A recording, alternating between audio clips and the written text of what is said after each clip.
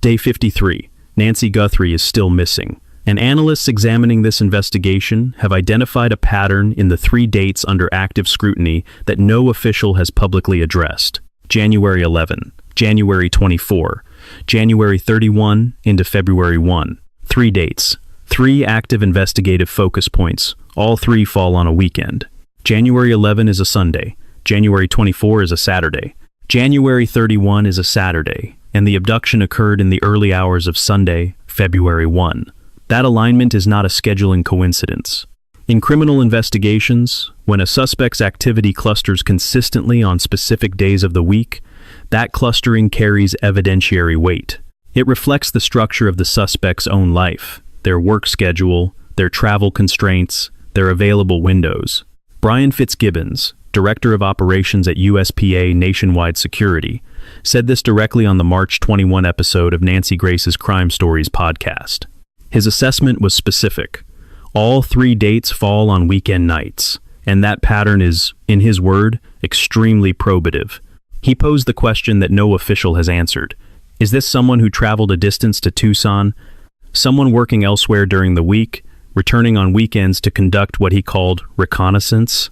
That question has not been addressed by the Pima County Sheriff's Department. It has not been addressed by the FBI. Neither agency has publicly acknowledged the weekend alignment of these 3 dates, let alone explained what it implies about the person or persons they are looking for. This video does not speculate on who that person is. What it does is examine each of the 3 dates in sequence, review the evidence and witness accounts associated with each one, and identify precisely what investigators have confirmed versus what they have not explained. The question at the center of this analysis is not who took Nancy Guthrie. It is why every date under active investigation falls on a weekend, what that pattern indicates about the suspect's schedule, and what happened on each of those 3 days that law enforcement has acknowledged but not fully disclosed. If you have been following this case and are not yet subscribed to Murder Mystery File, subscribe now. When any of these threads produces a public result, this channel will cover it in full. If this is the first time you are hearing about Nancy Guthrie, the next 2 minutes will give you the context you need. Nancy Guthrie is 84 years old. She lives alone in the Catalina foothills area north of Tucson, Arizona. She has limited mobility, takes daily medication, and has an implanted pacemaker connected to a monitoring application on her phone. Her daughter is Savannah Guthrie, co-anchor of the Today Show on NBC. On the evening of January 31, Nancy had dinner at her daughter Annie's home. Her son-in-law, Tommaso Cioni, drove her back and confirmed she was inside her house at approximately 9:48 that night. He was the last confirmed person to see her. 3 timestamps mark the early hours of February 1. At 1:47 in the morning, the doorbell camera at Nancy's front door went offline. At 2:12, a motion sensor registered activity at the front of the property. At 2:28, the pacemaker monitoring application lost contact with her phone. Her phone remained inside the house. Investigators concluded from that sequence that Nancy had left, or been removed from, the property at approximately 2:28. Her family called 911 around noon after she failed to appear for a virtual church service. Deputies found blood at the front door, on the porch, and across the driveway. DNA testing confirmed the blood was Nancy's. Investigators found signs of forced entry. The case was reclassified from a missing persons situation to a criminal investigation the following day. On February 10, the FBI released doorbell camera footage recovered from residual data in back-end systems. The footage showed a masked individual at Nancy's front door. The person was male, approximately 5 feet 9 to 5 feet 10, average build, wearing gloves, a mask, and a 25-liter black Ozark Trail hiker backpack. The individual was armed, with a holstered handgun visible. No suspect has been publicly named, no arrest has been made. Investigators have not confined their timeline to February 1. They have requested surveillance footage and asked residents for information pertaining to 3 specific dates: January 11, January 24, and the period around January 31 and February 1. The Guthrie family's statement of March 21 asked the community to search their memories specifically, around the late evening of January 11 and the night of January 31 into the early hours of February 1. Those are the facts, as most people following this case already know them. What this video examines is what sits beneath those facts on each individual date, why the pattern across all three has not been explained, and what the gaps in the public record reveal about the scope of this investigation. 3 dates, 1 pattern, no public explanation. That is the starting point for the analysis that follows, and it is worth establishing precisely what the pattern means before examining each date individually. In behavioral criminology, temporal clustering is a recognized indicator of constraint-based offending. When a suspect's activity concentrates on specific days of the week across multiple incidents, the clustering reflects the suspect's own schedule rather than the victim's. The victim does not determine when the offender acts. The offender's available windows do.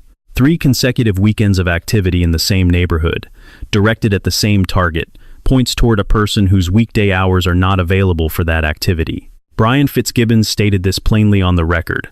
His question whether the suspect was working elsewhere during the week and traveling to the Tucson area on weekends is not speculation. It is a standard profiling inference drawn from documented temporal data. 3 occurrences, all weekend evenings, no weekday incidents. That pattern is either a meaningful signal about the suspect's schedule or a coincidence. In targeted abduction investigations, coincidences of this structure are examined, not dismissed. The Pima County Sheriff's Department has not addressed this pattern publicly. Neither has the FBI. The weekend alignment of the 3 dates has not appeared in any official statement. It surfaced through external analysis, reported through crime analysts working independently of the investigation. The absence of official comment on a pattern this specific, in a case this high profile, is itself a data point. Now examine what the record shows about each date. January 11 is the date with the most public documentation, and also the most public confusion. Sheriff Chris Nanos confirmed on KLD in Tucson that investigators believe something occurred on January 11. His exact words, "We do believe that something occurred on January 11, and that is with the FBI's analysis of the equipment and digital stuff they have done." That statement establishes 2 facts. First, investigators have a basis for believing activity occurred on that date. Second, the basis is digital and equipment-based forensic analysis conducted by the FBI, not witness accounts or camera footage. The doorbell camera footage complicates this. When the FBI released the image of the masked individual at Nancy's front door, Google initially told investigators the footage could have been recorded on January 11. That report raised the possibility the suspect had visited the property 3 weeks before the abduction. Nanos subsequently disclosed, in an NBC News interview with correspondent Liz Kreutz, that Google later retracted that assessment. Google told investigators it could not determine when the footage was actually recorded. There are no timestamps on the retrieved material. The date could not be pegged to January 11 or any specific day. That retraction created an unresolved gap. Nanos had 2 positions simultaneously. Something occurred on January 11 based on FBI digital analysis, but the image cannot be confirmed as from that date. Those 2 positions are not incompatible, but the FBI's digital analysis has never been described in enough detail to understand what it found. Equipment analysis is not the same as camera footage. The phrase digital stuff, used by Nanos without elaboration, could encompass cell tower data, device activity logs, wireless signal detection, or other forensic categories that do not depend on recording devices being active. What it does not do is clarify exactly what the FBI found that led investigators to believe something occurred on that specific Sunday. Aldine Meister, a resident of the Catalina foothills for nearly 30 years, provided the only documented witness observation associated with that date. She told News Nation's Brian Enton, in a March 9 interview conducted at her home, that she saw a man she did not recognize through her bathroom window on approximately January 11. The man was younger, wearing street clothes rather than athletic gear, hat pulled low, moving slowly down the street. When he reached the stretch of road in front of Nancy Guthrie's house, he slowed further and, in Meister's account, took a long look at the property. In 30 years of looking out that window at the same neighborhood, she said she had seen a stranger like that only once before, roughly 12 years earlier. She reported the sighting to the FBI after Nancy disappeared. Jeff Lammy, a neighbor who lives a few houses from Nancy Guthrie's property, reported separately that his dogs woke him on 2 nights, the night of January 11 and the early morning hours of February 1. Lammy made this disclosure publicly for the first time on the March 23 episode of Crime Stories with Nancy Grace. His dogs are, in his description, sound sleepers. He takes them out before bed and not again until morning. On both of those nights, that routine was disrupted. He went outside on each occasion and observed nothing. He stated clearly he did not know whether the incidents were connected to the investigation, but he shared the information with investigators. 2 independent observations from 2 different residents associated with the same Sunday evening 3 weeks before the abduction. January 24 has almost no public documentation. That absence is the most significant feature of the date. FBI agents asked neighbors about January 24, as News Nation's Brian Enton confirmed through sources. Enton described it as 8 days before Guthrie went missing, the Saturday before, with agents looking for video from both January 11 and January 24. One neighbor told Enton that FBI agents who reviewed footage from a nearby home did not say what they were looking for. ABC News reported that investigators analyzed thumbnail images from motion-activated cameras covering Nancy Guthrie's backyard, pool area, and side yard. The images, recovered in recent weeks, showed people on the property in the period before the abduction, including family members, landscapers, and pool workers. ABC reported the images did not appear to show anything suspicious. That finding raises its own question. If the images from those dates are not suspicious, why is January 24 still a date of interest? The answer, which no official has provided, may lie in what the images show versus what they do not show. Absence from a specific camera's coverage is not the same as absence from the area. The Guthrie family's March 21 statement specifically named January 11 and the night of January 31 and February 1 as key timelines. January 24 was not included. That omission may reflect a deliberate choice to withhold that date from public emphasis while the investigation pursues that specific window. Or it may indicate that January 24's relevance is more speculative than confirmed. Neither explanation has been offered.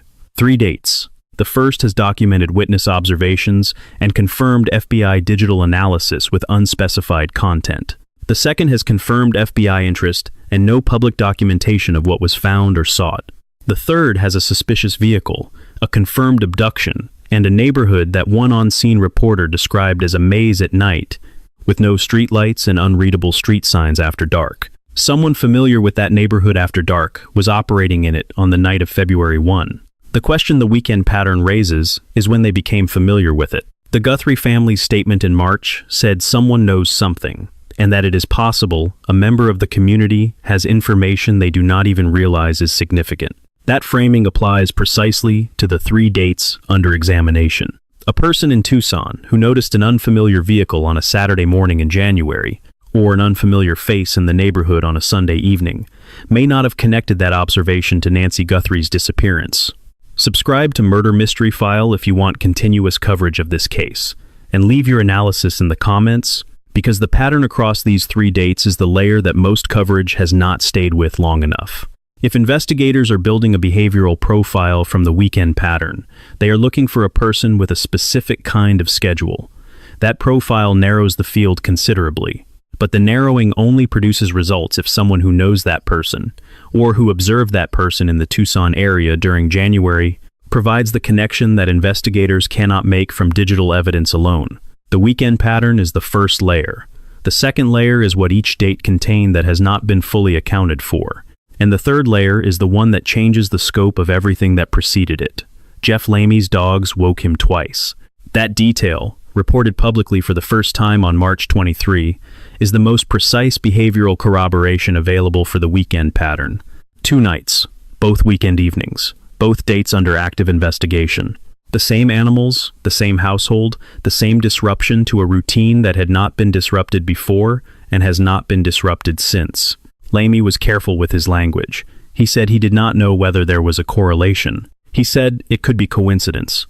He said he went outside on both occasions and observed nothing unusual himself. What he reported was the behavior of his dogs, not a sighting, not a sound, not a specific event. He shared the information with investigators because it mapped onto the dates they had identified as significant, and he concluded that whether or not it was relevant, it was worth providing. The value of that account is not what Lamey saw. It is what his dogs registered on 2 nights separated by 21 days, both of which fall on the weekend pattern that Fitzgibbons described as extremely probative. The The January 11 occurrence and the February 1 occurrence are documented. The January 24 occurrence, if there was one, has not been reported. That gap is consistent with either a third visit that did not produce a detectable animal response or an absence from the neighborhood on that particular weekend date. Now work through each date's documented evidence in sequence. January 11. 3 categories of documentation exist for this date. The first is Aldine Meister's visual observation of a man she did not recognize, moving slowly past Nancy Guthrie's house and pausing to take a long look at the property. Meister reported the sighting to the FBI after Nancy disappeared. The FBI subsequently interviewed her at her home. Whether the man she described has been identified has not been publicly disclosed. The second category is Jeff Lamy's account of his dogs waking him that night. The third is Nanos's confirmation on KOLD that FBI analysis of equipment and digital material led investigators to believe something occurred on January 11. Those 3 categories are independent of one another. Meister's account is a direct visual observation. Lamy's account is a behavioral response from animals. Nanos's statement refers to technical forensic analysis conducted by federal agents. 3 different evidentiary types from 3 different sources, all pointing toward activity on the same Sunday evening. What none of them specify is the nature of that activity. Meister saw a man. Lamy's dogs responded to something. The FBI found something in equipment and digital analysis. None of those 3 sources describes what the person was doing, where he went, or whether he entered any property. The date is documented as significant. The content of what made it significant remains partially undisclosed. January 24. The documentation for this date is thinner and more indirect. FBI agents returned to the Catalina Foothills neighborhood in the 6th and 7th weeks of the investigation and asked residents specifically about January 24, according to reporting by Brian Enton, who confirmed the detail through sources familiar with the investigative activity. One resident told Enton that agents reviewed footage from a nearby home but did not tell the resident what they were looking for. ABC News reported that thumbnail images from motion-activated cameras covering Nancy Guthrie's backyard, pool area, and side yard had been recovered and analyzed. The cameras captured people on the property in the period before the abduction. The images included family members, landscapers, and pool workers. ABC and CBS both reported the images did not appear to show anything suspicious. The question that finding raises is precise. If those images show no suspicious activity, the continued investigative interest in January 24 is not explained by what the cameras recorded. It may be explained by what they did not record, or by what other evidence types associated with that date have produced. Cell tower records, device location data, and wireless signal detection do not depend on cameras being active or positioned in the right direction. If the FBI's digital analysis identified device activity in the area on January 24, consistent with a pattern established on January 11, that finding would explain the investigative interest without any camera footage being involved. No official has provided that explanation. The date remains documented as significant and undescribed in terms of what specifically was found. January 31, the morning portion. The abduction did not begin at 1:47 in the morning when the camera went offline. If the suspicious vehicle documentation is accurate, it may have begun at approximately 10 in the morning, 14 hours earlier. Investigative reporter Dave Mack, speaking on Crime Stories with Nancy Grace, reported that a vehicle was observed in the area of Nancy Guthrie's neighborhood on the morning of January 31 at approximately 10 in the morning. The vehicle was described as suspicious. The FBI was actively seeking surveillance camera footage covering the surrounding streets for that specific time window. Mack acknowledged he could not specify precisely what made the vehicle suspicious, but noted that it stood out to someone during daylight hours in a residential neighborhood. He framed the implication directly. Whoever was in that vehicle may have been assessing the area in broad daylight before returning after dark. The street where Nancy Guthrie lived, Via Entrada, was described by on-scene reporter John DePietro as resembling a maze at night, with no streetlights and street signs that cannot be read in the dark. That description carries specific implications. A person navigating that street confidently after midnight, approaching a specific address without hesitation, had either prior knowledge of the layout or had surveilled it in daylight first. The suspicious vehicle at 10 in the morning on January 31 fits the second possibility. Whether that vehicle and the person or persons in it have been identified by investigators has not been disclosed publicly. The FBI's request for footage covering that time window confirms the vehicle is considered relevant. The absence of any public update on that thread across several weeks suggests either the footage was not available or the finding from that footage is being held within the active investigation. That covers the 3 dates, as documented. The complications begin when you attempt to reconcile what the evidence from each date implies against what the official investigation has and has not confirmed. The first complication involves the January 11 digital evidence.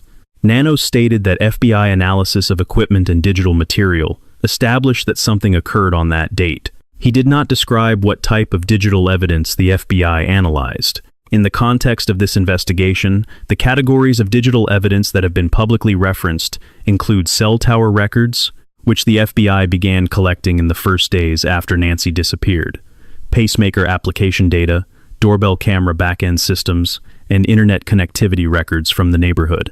Any of those categories could in principle generate a signal associated with a specific date without requiring a recording device to have been active. The problem is that Nanos also said investigators cannot positively state that the suspect in the doorbell footage was at Nancy's house on January 11. That caveat, placed alongside the statement that something occurred, produces an unresolved tension. Something occurred, according to digital analysis, but that something cannot be confirmed as the suspected individual's presence at the property. Those two statements are consistent only if what occurred on January 11 was detectable digitally but not visually attributable to the masked figure in the footage. That could describe a wide range of activity types. None of them have been specified. The second complication involves the relationship between January 24 and the family's public statement. The Guthrie family statement of March 21 was coordinated with law enforcement. Families in active abduction investigations do not name specific dates in public appeals without guidance from investigators. The statement named January 11 and January 31 and the early hours of February 1. It did not name January 24. If investigators consider January 24 significant enough to request footage and ask specific questions about it, the decision not to include it in the family statement was a deliberate choice. That choice could reflect a judgment that publicizing January 24 would alert the suspect to the extent of the investigation into that date. It could reflect uncertainty about the significance of the evidence associated with that date. It could reflect a finding from that date that is being held close for reasons that have not been explained. The third complication involves the security gate and the question of whether more than one person was involved. NewsNation reported that law enforcement experts examining the case believe there may have been a second person already inside Nancy Guthrie's home when the masked individual appeared on the doorbell camera. The security gate on Nancy's front door is a wrought iron barrier that is described by a neighbor who has lived near the property for years as extremely difficult to breach from the outside when locked. The inference drawn by law enforcement analysts is that the masked person visible on camera may have been positioned outside to assist with removing Nancy from the property while someone else was already inside. That theory has not been confirmed by the Pima County Sheriff's Department or the FBI. It has been reported by NewsNation as a line of investigative inquiry. If that theory is accurate, the weekend pattern takes on an additional dimension. Two people with the same schedule constraint, both unavailable during the week, both traveling to or operating in the Tucson area on weekend evenings across 3 consecutive weeks. The logistics of a 2-person operation in an unfamiliar neighborhood at night, executed without producing any audible disturbance that reached surrounding properties, require a level of coordination and prior knowledge that reinforces rather than complicates the reconnaissance interpretation of the earlier dates. Subscribe to Murder Mystery File now and turn on notifications. The next public development in this case will be covered here with the same level of forensic detail. If you are in the Tucson area and noticed anything unusual in that neighborhood on the morning of January 31, or during any of those 3 weekend dates in January, the tip line is 1-800-CALL-FBI. The FBI has said the reward can be paid in cash and tips can be submitted anonymously. The gun shop inquiry adds a fourth complication. FBI agents visited multiple gun shops in the Tucson area and presented between 18 and 24 images and names to shop owners, asking them to check records for firearm purchases. One shop owner told CNN affiliate KOLD he searched the computer system and found no matches. Most shop owners declined to comment publicly on the nature of the inquiry. The masked individual in the doorbell footage had a holstered handgun. That weapon has not been identified. No match was found in the initial shop inquiry. The investigation into the weapon's provenance has not been publicly updated since those initial visits. The fourth complication is the mixed DNA. NewsNation reported that investigators were awaiting definitive results from a mixed DNA sample collected from inside Nancy Guthrie's home. A mixed sample contains genetic material from more than one contributor. Analyzing a mixed sample requires separating the individual profiles within it and comparing each against reference samples in databases. The process is technically demanding and time-consuming. Nanos confirmed in a public radio interview that the DNA work could take months. The genetic genealogy technique being applied can trace a DNA profile through family relationships to a living individual, but requires a workable profile to begin that process. Whether the mixed sample has produced a workable individual profile has not been disclosed. The 3 dates, the weekend pattern, the suspicious vehicle, the possible second person, the unspecified digital evidence, the unresolved DNA, and the gun that has not been traced. Each element is documented in the public record. None of them, individually or together, has been explained in the way that would answer the central question this video established at the outset. The answer to that question, if it comes, will come through the threads that investigators are currently following the construction workers: the vacant property, the cell data, the DNA, and the connection between those threads, and the 3 specific weekends in January when someone was in the Catalina foothills doing something that investigators believe preceded the disappearance of Nancy Guthrie. The suspicious vehicle changes the scope of what happened on January 31. Not the night portion of that date, which has been documented extensively, but the morning. 10 in the morning, daylight, a Saturday. Dave Mack's report on Crime Stories with Nancy Grace established that a vehicle was observed in the vicinity of Nancy Guthrie's neighborhood at approximately that hour, that it drew enough attention to be characterized as suspicious, and that the FBI was actively requesting every available camera recording covering the surrounding streets for that specific time window. Mack was precise about the limits of what he knew. The vehicle's suspicious quality was noted but not defined. What he could characterize was the FBI's response to it, which was methodical and specific, not a general footage request for the area. A targeted request for a specific road, a specific time block. On the morning of the day Nancy Guthrie was abducted that night. Place that against the street description provided by John DePietro, who reported on scene from Tucson. Via Entrada, the street where Nancy Guthrie lived, functions as a maze after dark. No street lighting. Street signs that cannot be read at night. A person who moved through that street in the early hours of February 1 approached a specific address and executed a timed operation requiring knowledge of camera positions and connectivity infrastructure, had navigated that environment before. The morning of January 31, in daylight, at 10 in the morning, is when that navigation most plausibly occurred if the suspicious vehicle report is accurate. The 3 weekends now have a more specific internal structure. January 11, Sunday evening, possible first contact with the property, documented through digital analysis and 2 independent neighbor observations. January 24, Saturday, investigative interest without public documentation of what was found. January 31, Saturday morning, possible daylight reconnaissance of the street. January 31 into February 1, Saturday night into Sunday morning, the abduction. That sequence describes a graduated approach. Each weekend closer to February, one involves a more operational level of preparation. The first weekend produces the initial contact. The second refines the intelligence. The third completes both the daylight assessment and the nighttime operation. Whether that specific interpretation is what investigators believe cannot be confirmed from the public record. What can be confirmed is that investigators have requested information from all 3 weekend dates, that the weekend alignment has been noted by an experienced security analyst as extremely probative, and that the daylight vehicle on the morning of the abduction represents an element of the operation that has received almost no sustained analytical attention. Now connect the suspicious vehicle to the second person question. If the security gate on Nancy's front door was as difficult to breach as the neighbor described, the person visible on the doorbell camera was not attempting a solo forced entry through the most fortified point of access. Law enforcement analysts examining the case, as reported by News Nation, raised the possibility that a second person was already inside the property when the masked individual appeared at the front door. The masked individual's role in that interpretation was not entry but extraction, positioned outside to receive Nancy and move her from the property while an accomplice inside managed the initial part of the encounter. That operational structure requires prior knowledge of the property's interior. It requires knowing where the camera was, how to disable it, and what entry point other than the front door was viable. Conducting a daylight survey of the property from a vehicle on the morning of the abduction would provide the last-minute confirmation of that knowledge. Where the cameras were positioned, where the gate was, what the sight lines from neighboring properties covered and did not cover. A single person conducting reconnaissance, and then a solo abduction in that environment, at night, in a neighborhood described as a maze without street lighting, against a target inside a home with a fortified front entry, represents a level of operational complexity that most single-actor crimes do not achieve without error.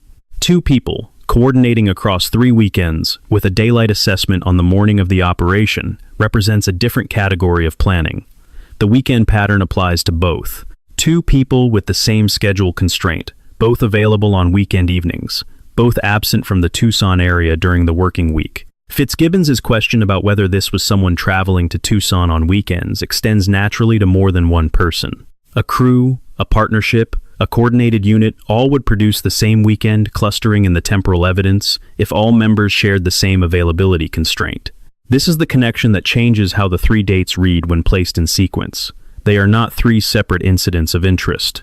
They are 3 points in a single operational timeline, each separated by exactly 1 week, each occurring on a weekend evening.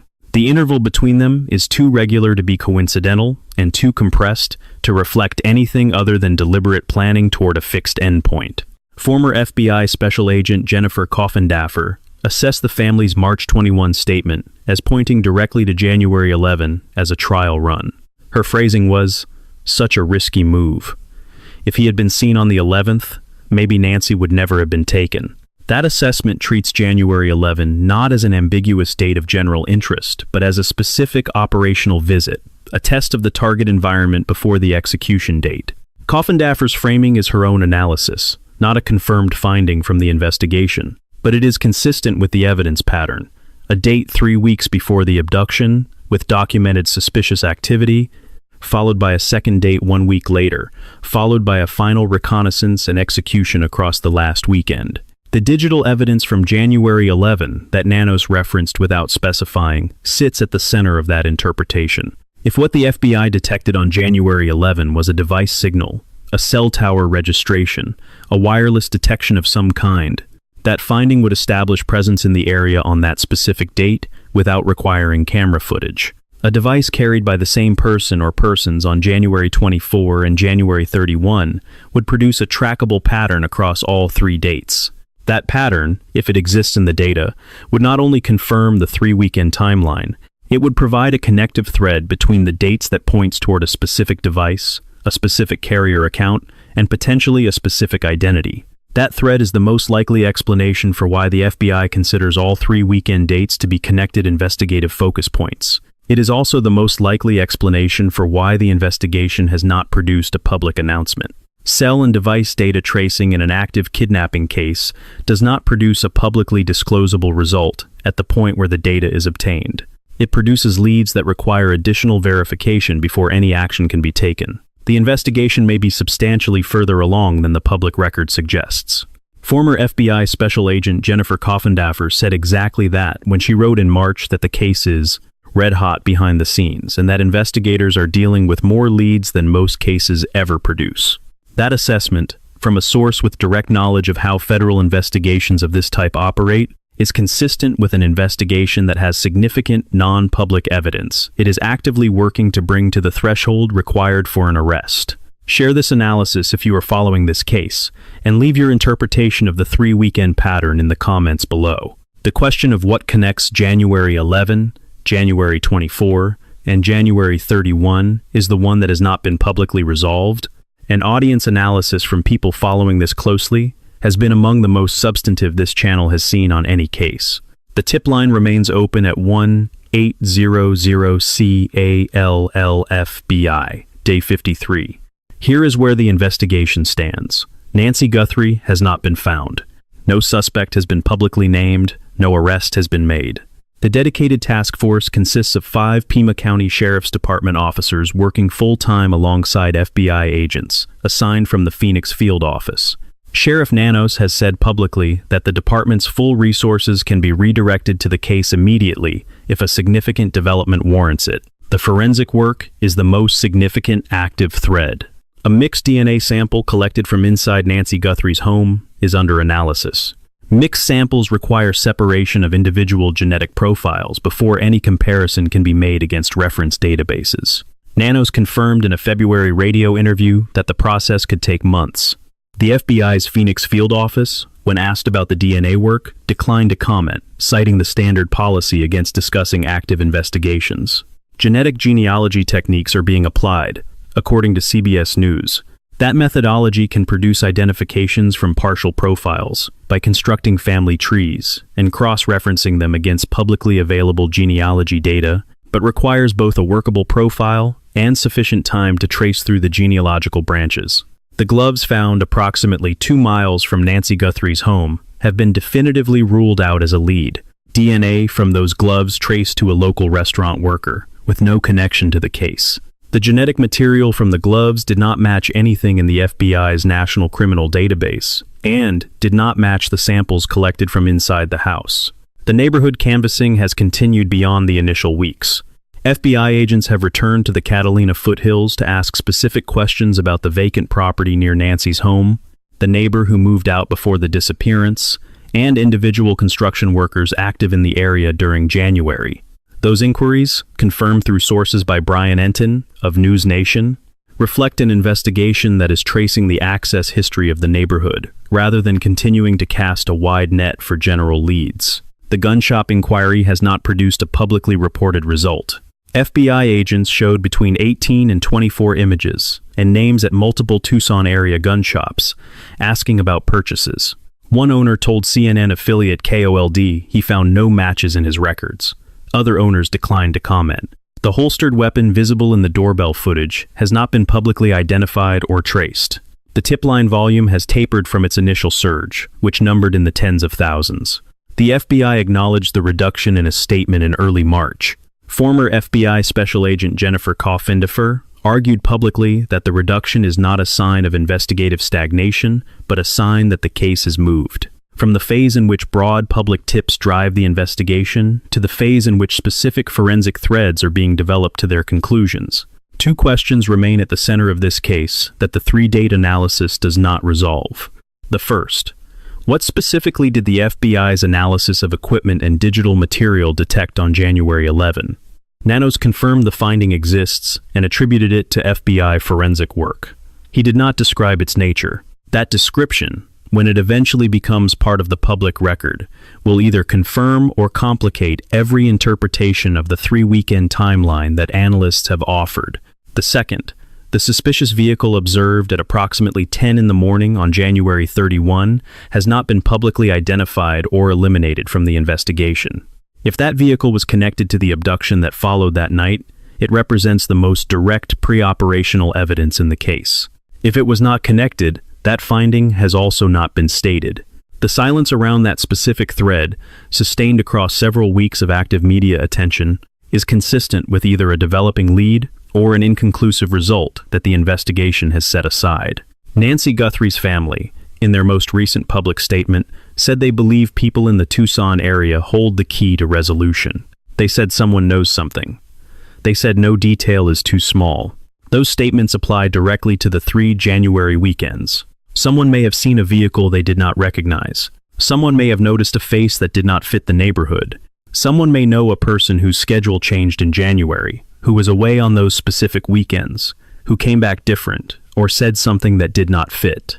That person may not have connected what they observed to this case. They are the witness that the 3-date pattern is waiting for. The weekend pattern in this case is a behavioral signature, and behavioral signatures in criminal investigations have a specific evidentiary function that is worth understanding precisely. When an offender's activity clusters on specific days across multiple incidents, investigators use that clustering to construct what is called a temporal profile. The profile does not identify who the person is. It identifies when that person is available, which reflects the structure of their daily life.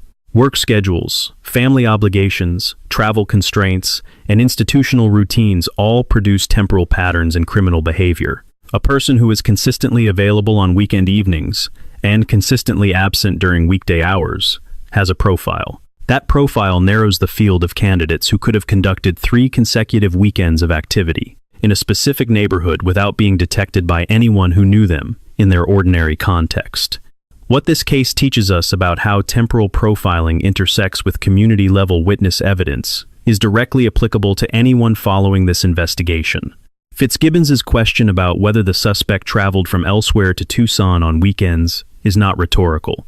It is a specific investigative direction. If the suspect spent weekday hours in a different city or region, the people who knew that person in their weekday context would have noticed the weekend absences in January. A colleague, a roommate, a family member, a neighbor in a different city who observed 3 consecutive weekends of unexplained absence from someone connected to the Tucson area. That observation, reported to the FBI, is precisely the category of information that converts a behavioral profile into an identified individual.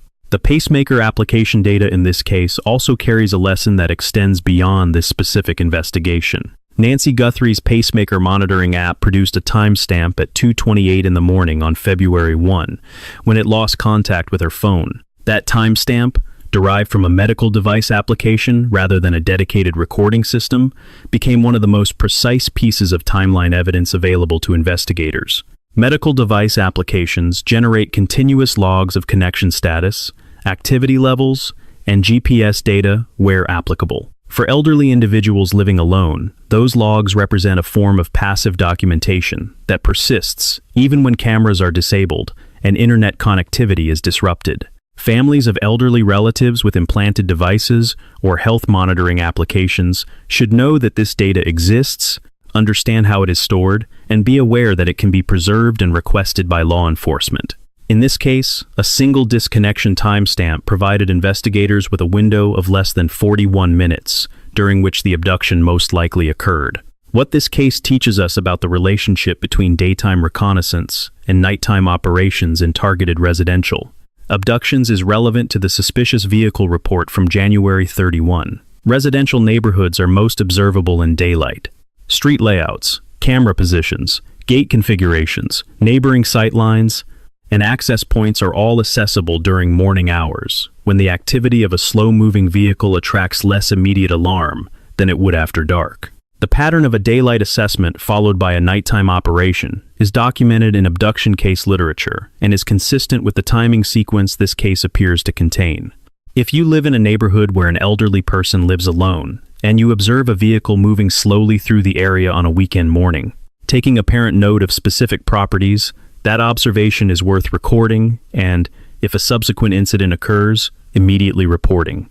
The 3 dates in this investigation are not resolved. They are documented, they are confirmed as investigative focus points, and they form a temporal pattern that experienced analysts have identified as significant. When the investigation produces its next public disclosure, those 3 dates will either be confirmed as a sequential operational timeline or recontextualized by information that is not yet part of the public record.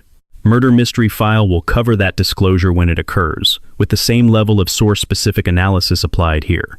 Subscribe so that coverage reaches you directly, and if you have not already done so, review your own records from January of this year for anything connected to the Catalina Foothills area in Tucson. The 3 dates this video examined are January 11, January 24, and January 31. All 3 are Sundays or Saturdays. All 3 are under active investigation.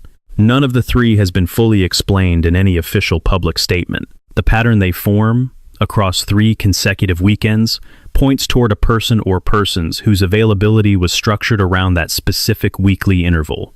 That structure is the one piece of evidence that the investigation has not publicly addressed, and it is the piece that, when explained, will tell us something specific about who was in that neighborhood in January and why they were only there on weekends. If you have information about any of those 3 dates, The tip line is 1800-CAL-LFBI. Tips can be submitted anonymously.